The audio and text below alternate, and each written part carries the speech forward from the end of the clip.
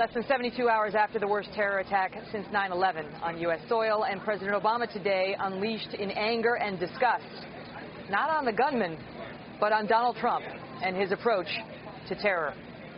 Since that attack, Trump has slammed America's leaders as weak. He has called for President Obama's resignation, and then he hit the president for his refusal to use the term radical Islam, as many Republicans have. President Obama, in Donald Trump's own parlance, counterpunched hard. Watch. We now have proposals from the presumptive Republican nominee for President of the United States to bar all Muslims from emigrating to America. We hear language that singles out immigrants and suggests entire religious communities are complicit in violence. Where does this stop? We've heard these suggestions during the course of this campaign. Do Republican officials actually agree with this?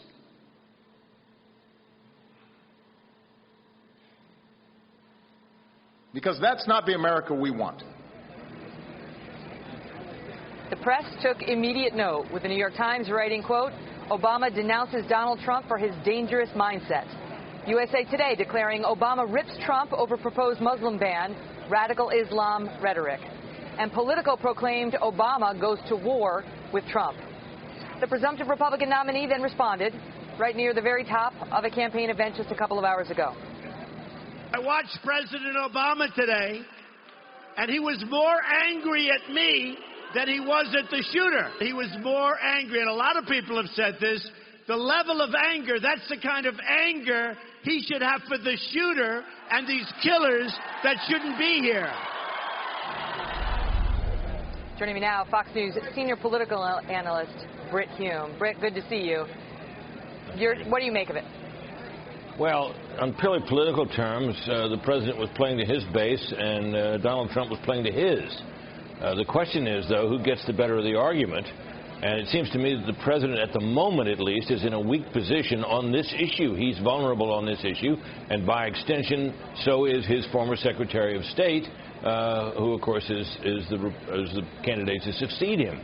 So the president, it seems to me, was doing a little bit of political work there by attacking Donald Trump for the things that he's been saying, and Donald Trump obviously responding in kind. And I think that at the moment, of course, Trump is the one who's saying we need a more aggressive approach to fighting radical Islam and attacking the president for not using that term. The president scoffed at that today, ridiculed that. And to many of his supporters, I'm sure that sounded pretty good. But to a lot of Americans, what the president's choice of words here, and this has been going on for years, and not just in this administration, has seemed a little odd. It seems to deny that there is a religious component to the fight we're having against terrorism. And there is a religious component to it, and there's no getting around it, but the president will never say that. And it makes people wonder, I think, whether he talks about what good would it do to name it. Well, it might help clarify the thinking, and I think there are a lot of people who think the president isn't thinking and hasn't been thinking clearly about this. He, after all, is the one who said not so many months ago, on the eve of the Paris terror attacks, that ISIS had been contained. Now his supporters say that he was referring to territory held and the rest of it, but nevertheless, there it was.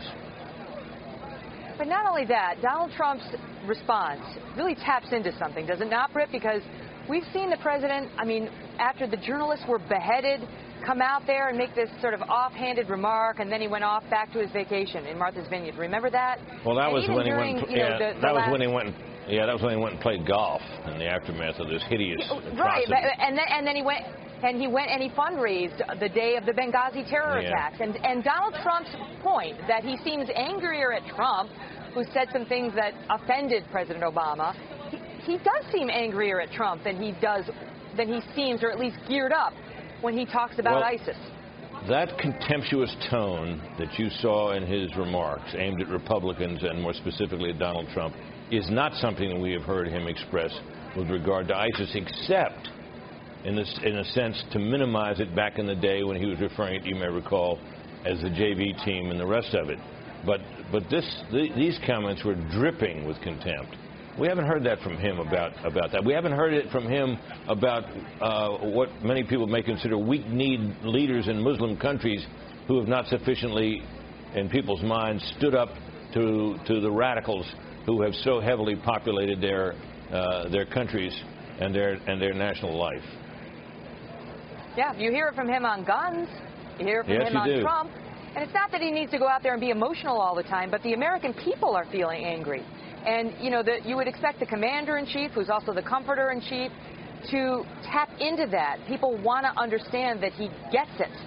There is the last word, Brit. Yeah, well, there is a role that is part of the presidency to be the person who reflects American sentiments and moods. And there are times when it is appropriate for a president to resist that. One thinks, for example, of President George H.W. Bush when the Berlin Wall was falling down, and he refused to rejoice and carry on and be triumphant about it because he was worried about the relationship with Mikhail Gorbachev, which he managed, I think most people would now agree, very effectively.